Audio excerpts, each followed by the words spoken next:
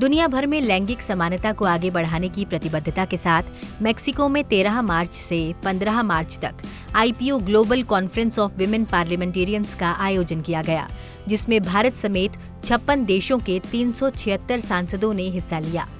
इस सम्मेलन में 471 से अधिक प्रतिभागी शामिल हुए, जिसमें मेक्सिको के राष्ट्रपति, मेक्सिको के सीनेट के अध्यक्ष और मेक्सिको के चैम्बर ऑफ डेप्यूटीज के अध्यक्ष, IPU के अध्यक्ष और IPU के महासचिव, अंतर्राष्ट्रीय संगठनों और नागरिक समाज के प्रतिनिधियों के साथ साथ विभिन्न क्षेत्रों की महिला नेताओं ने शिरकत की। सम्मेलन ने संसदों में लैंगिक समानता को आगे बढ़ाने के लिए सफल उपायों और रणनीतियों की पहचान की, प्रतिभागियों को अच्छी प्रथाओं को साझा करने में सक्षम बनाया और राजनीतिक निर्णय लेने में महिलाओं के लिए समान भागीदारी और शक्ति प्राप्त करने की दिशा में संसदीय कार्रवाई को सूचित और प्रेरित किया। सम्मेलन में भाग लेने वाले संसदीय प्रतिनिधि मंडलों ने विचारों का आदान प्रदान किया और समानता को आगे बढ़ाने में उपलब्धियों और चुनौतियों पर चर्चा की। संसदों में लैंगिक समानता, लक्ष्यों तक पहुंचने के उपायों के साथ साथ समानता का समर्थन करने की रणनीतियों की पहचान की गई, जिसमें सीमाओं को तोड़ने में महिलाओं के नेतृत्व का उपयोग करना, समान भागीदारी से समान शक्ति प्राप्त करना और राजनीति में महिलाओं के खिलाफ हिंसा का मुकाबला करना शामिल है। भारत की ओर से राज्यसभा की 3 महिला सांसदों ने इस सम्मेलन में शिरकत की। इसमें मेधा विश्राम कुलकर्णी, फूलोदेवी नेताम और सुनेत्रा अजीत पवार शामिल थी। राज्यसभा सभापति जगदीप धनखड़ ने इस अंतर्राष्ट्रीय सम्मेलन में इन सांसदों की ओर से भारत के पक्ष और दृष्टिकोण को रखने की सराहना की। मेंबर्स डॉक्टर श्रीमती मेधा विक्रम कुलकर्णी, श्रीमती फूलो देवी Netam and Srimati Sunetra Ajit Pawar, honorable members of Rajya Sabha, recently participated in the important IPU Global Conference on Women Parliamentarians in Mexico from March 13 to March 15, 2025. During the panel discussions in the conference, all the 3 honorable members effectively presented India's perspective on involving men in promoting gender equality. Very significant. Shrimati Medha Vishram Kulkarni was elevated the status of a panel member. I, on my own behalf and your behalf, congratulate all the 3 members, Dr. Srimati Medha Vishram Kulkarni, Srimati Fulo Devi Netam, and Srimati Sunetra Ajit Pawar for being the proud voice of India at this international forum, making a significant contribution to global gender equality and equity dialogue. Their contributions I have had the occasion to go through were meticulous and indicated India's position of pride in this domain. सम्मेलन में देशों की संसदों में लैंगिक समानता प्राप्त करने के लिए कार्य योजना पर सहमति बनी। इस कार्य योजना का आधार है आधा प्रतिनिधित्व प्राप्त करना, प्रारंभिक बिंदु। लेकिन केवल महिलाओं को चुन लेना पर्याप्त नहीं है। महिलाओं और पुरुषों को समान स्तर की शक्ति का प्रयोग करने में भी सक्षम होना चाहिए। नेतृत्व और समिति के कामों के साथ उन्हें सभी क्षेत्रों में नीति निर्माण और संसदीय एजेंडा निर्धारित करने में समान प्रभाव डालना चाहिए। इसके अलावा इस बात पर भी जोर दिया गया कि संसदीय कार्य की स्थितियां समावेशी और न्याय संगत होनी चाहिए, जिससे यह सुनिश्चित हो सके कि महिलाएं और पुरुष संसदीय कार्य के सभी पहलुओं में पूरी तरह और समान रूप से भाग ले सकें। समानता संस्कृति वह है जो लैंगिक भेदभाव, उत्पीड़न और हिंसा से मुक्त हो। India adopted adult suffrage and equal rights for women. The efforts of gender parity have deepened and accelerated under the leadership of Honorable Prime Minister Narendra Ji Modi, the Women Reservation Bill 2023, and encourage gender sensitive content. It also emphasizes gender sensitive teaching training, equipping educators to foster inclusive classrooms and address gender related issues effectively. We have worked hard to promote gender equal workplaces with equal work, equal pay. Mexico को उनकी सुधार यात्रा के इस ऐतिहासिक क्षण के लिए हार्दिक बधाई। भारत के संविधान के 75 वर्ष पूरे होने पर मैं भारतीय संविधान सभा की 15 महिला सदस्यों के प्रयासों को याद करना चाहती हूँ, जिन्होंने हमारे संविधान का मसौदा तैयार किया। वे अग्रणी थी जिन्होंने केंद्र सत्ता से लड़ाई लड़ी और असाधारण चुनौतियों का सामना करते हुए एक स्थायी छात्र, जिन्होंने शिक्षा और स्वास्थ्य में सामाजिक सुधार प्रयासों को एकीकृत किया। उनके प्रयासों के कारण ही हमारे संविधान में समानता को शामिल किया गया।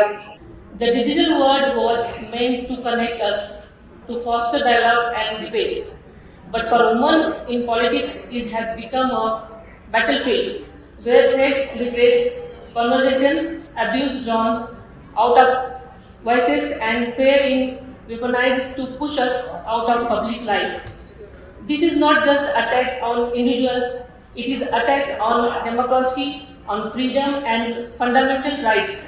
When women are silenced, and we must stand against this with zero tolerance. संसद में महिलाओं के समान प्रतिनिधित्व को बढ़ावा देने में अंतर संसदीय संघ का एक लंबा इतिहास रहा है। आईपीयू ने संसदों में राजनीतिक प्रतिनिधित्व में लैंगिक असंतुलन को दूर करने के प्रयासों का नेतृत्व किया है, जो दुनिया भर की संसदों में महिलाओं की भागीदारी का समर्थन करने के लिए डेटा एकत्र करने और रूपरेखाएं और संकल्प विकसित करने के लिए कई वर्षों से काम कर रहा है। आईपीयू संसदों में महिलाओं की हिस्सेदारी और उनके पदों पर वर्तमान और ऐतिहासिक दोनों तरह के आंकड़ों का आधिकारिक स्रोत है। इसने संसदों में लैंगिक समानता पर कई अध्ययन प्रकाशित किए हैं, जिसमें लिंग संवेदनशील संसदों और संसद में महिलाओं के खिलाफ लैंगिक भेदभाव और उत्पीड़न भी नजर रखता है।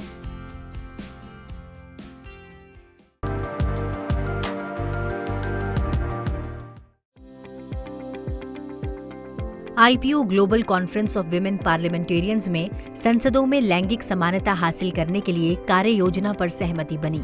इस कार्य योजना के उद्देश्य में कहा गया है कि राजनीति में महिलाओं की भागीदारी एक मानवाधिकार है। यह न्याय तथा लैंगिक समानता को बढ़ावा देने के लिए आवश्यक है। महिलाओं के पूर्ण और समान योगदान के बिना लोकतंत्र को प्राप्त करना, शांति स्थापित करना या सतत विकास को बढ़ावा देना संभव नहीं है। बहुत लंबे समय से महिलाओं को संसदों सहित निर्णय लेने में समान भागीदार बनने से रोका गया है। अब महिलाओं और पुरुषों के बीच सत्ता के बराबर हिस्सेदारी के आधार पर शासन का एक नया मॉडल अपनाने का समय आ गया है। यह कार्य योजना संसदों में लैंगिक समानता के 3 आयामों को मान्यता देती है, जिसमें संख्या में समानता, प्रभाव और शक्ति में समानता और समानता की संस्कृति। ये आयाम आपस में संबंधित हैं। राजनीति में महिलाओं की पूर्ण, समान और सार्थक भागीदारी तीनों क्षेत्रों में परिवर्तनकारी कार्रवाइयों के बिना हासिल नहीं की जा सकती। संसद में महिलाओं और पुरुषों के बीच बराबर की हिस्सेदारी का संतुलन सभी आयु समूहों में और विविधता की अन्य श्रेणियों के अनुरूप है। जनवरी 2025 तक केवल 12 सदनों में 6 निचले या एकल सदन और 6 ऊपरी सदन ने 50% या उससे अधिक महिला सांसदों को चुना है। युवा महिलाओं का प्रतिनिधित्व विशेष रूप से कम है। वैश्विक स्तर पर केवल 1.4% सांसद 30 वर्ष से कम आयु की महिलाएं हैं और 7.9% महिलाएं 40 वर्ष से कम आयु की हैं। कार्य योजना में यह सुनिश्चित करना शामिल है कि संसद में महिलाओं और पुरुषों का नेतृत्व और प्रभाव समान स्तर का हो। संसदीय एजेंडा निर्धारित करने और सभी विषय क्षेत्रों में नीतियों को सूचित करने के समान अवसर हों। वर्तमान में केवल 23.7% संसदीय अध्यक्ष महिलाएं हैं। 1 जनवरी 2025 तक दुनिया भर में 5 प्रकार की संसदीय समितियों के 951 अध्यक्ष पदों में से केवल 265 पर महिलाएं काबिज हैं। समानता संस्कृति का मतलब है सुरक्षित और समावेशी कामकाजी परिस्थितियां, लिंग संवेदनशील संसद और लिंग भेद, उत्पीड़न और हिंसा के प्रति शून्य सहिष्णुता, जिसमें ऑफलाइन और ऑनलाइन दोनों शामिल हों। संसद के अंदर और बाहर भी महिलाओं को लैंगिक मानदंडों के कारण चुनौतियों का सामना करना पड़ सकता है। 80% से अधिक महिला सांसदों का कहना है कि उन्हें धमकियां मिली है या ऑनलाइन परेशान किया गया है। 20% से 30% के बीच महिला सांसदों के रूप में उनके काम के दौरान शारीरिक हमले, संपत्ति को नुकसान या यौन हिंसा की रिपोर्ट है। संसदों में समानता हासिल करना एक ऐसी कार्य योजना है जिसमें महिलाओं और पुरुषों के बीच संख्या में समानता, प्रभाव और शक्ति में समानता और समानता की संस्कृति, इन तीनों आयामों में लैंगिक समानता को बढ़ावा देने के लिए सक्रिय और समान भागीदार के रूप में एक साथ शुरू किया जाना है।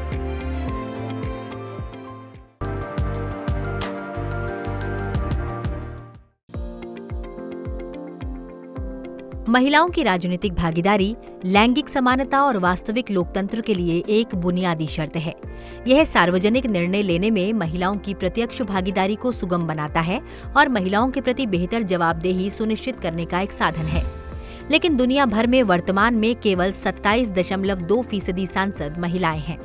कम संख्याओं के बावजूद कई सांसदों ने पिछले 30 वर्षों में निर्वाचित महिलाओं की संख्या में नाटकीय परिवर्तन देखा है, जो दिखाता है कि बराबर प्रतिनिधित्व के मॉडल की ओर बढ़ना संभव है। जिन देशों में लैंगिक कोटा लागू था, वहां 2024 में निर्वाचित या नियुक्त महिलाओं का अनुपात 31.2% था, जबकि बिना कोटा वाले देशों में यह 16.8% था। संख्या में लैंगिक समानता को बढ़ावा देने के लिए संसदों को विभिन्न उपायों पर विचार करने का सुझाव दिया गया है, जिसमें संविधान ने शासन के मानदंड के रूप में लैंगिक समानता सुनिश्चित करना, प्रतिनिधित्व निर्धारित करने के लिए लैंगिक कोटा पर मौजूदा कानून को अपनाना या संशोधित करना, महिलाओं और पुरुषों की समान संख्या के चुनाव को सुनिश्चित करने के लिए लैंगिक कोटा डिजाइन करते समय चुनावी प्रणाली की विशेषताओं को ध्यान में रखना, मजबूत और सार्थक प्रतिबंधों को लागू करके कोटा के प्रभाव को मजबूत करना, महिलाओं के प्रतिनिधित्व को बढ़ावा देने के लिए एक प्रोत्साहन के रूप में राजनीतिक दलों के लिए सार्वजनिक वित्त पोषण सब्सिडी को महिलाओं के चुनाव से जोड़ें, अभियान खर्च पर कैप लगाकर और टेलीविजन, रेडियो और ऑनलाइन पर मुफ्त विज्ञापन समय देकर महिलाओं और पुरुषों के बीच अभियान संसाधनों को समान बनाने का सुझाव दिया गया है। संसद में निर्वाचित महिलाओं और पुरुषों के बीच विविधता सुनिश्चित करने पर जोर दिया गया है और संसदों को निम्नलिखित उपायों पर विचार करने की सिफारिश की गई है। संसद में महिलाओं के विभिन्न समूहों के प्रतिनिधित्व पर डेटा एकत्रित करें और उसकी निगरानी करें, जिसे विशिष्ट राष्ट्रीय संदर्भों के आधार पर परिभाषित किया जाए। लैंगिक कोटा के भीतर विविधता आवश्यकताओं को शामिल करने के लिए मौजूदा कानूनों को अपनाएं या संशोधित करें, या अन्य समूहों के लिए उपायों के भीतर लैंगिक समानता आवश्यकताओं को शामिल करें। सुनिश्चित करें कि सभी पृष्ठभूमि की महिलाएं अभियान समर्थन तक पहुंच और लाभ उठा सकें। विविधता संवेदनशील संसद बनाएं। इसके लिए स्वदेशी भाषाओं में अनुवाद सेवाओं और दिव्यांग महिलाओं के लिए सुलभ स्थान बनाए जाएं। कार्य योजना में कहा गया है कि सत्ता के मामले में समानता को बढ़ावा देने के लिए संसदों को विभिन्न उपायों पर विचार करना चाहिए, जिसमें शीर्ष नेतृत्व पदों के लिए वैकल्पिक नियम स्थापित करें, जिसमें महिलाएं और पुरुष बारी-बारी से इन भूमिकाओं का निर्वहन करें। संसदीय संरचनाओं के लिए दोहरे नेतृत्व की शुरुआत करें, जहां संभव हो एक महिला और एक पुरुष को सह नेता के रूप में नियुक्त करें। गवर्निंग ब्यूरो और संसदीय समितियों सहित सभी संसदीय कार्यों के लिए नेतृत्व की भूमिकाओं में समानता की आवश्यकता है। संसद में महिलाओं के प्रभाव और आवाज को बढ़ाने के लिए समर्पित कर्मचारियों और विशेषज्ञता के साथ क्रॉस पार्टी महिला कॉकस की स्थापना और कामकाज का समर्थन करें। सभी समितियों में और अंतर संसदीय और अंतर्राष्ट्रीय सम्मेलनों के प्रतिनिधि मंडलों में महिला सांसदों के आनुपातिक और न्याय संगत वितरण को प्रोत्साहित करें। कार्य योजना में समतापूर्ण कार्य वातावरण बनाने और लैंगिक भेदभाव, उत्पीड़न के प्रति शून्य सहिष्णुता अपनाने पर जोर दिया गया है।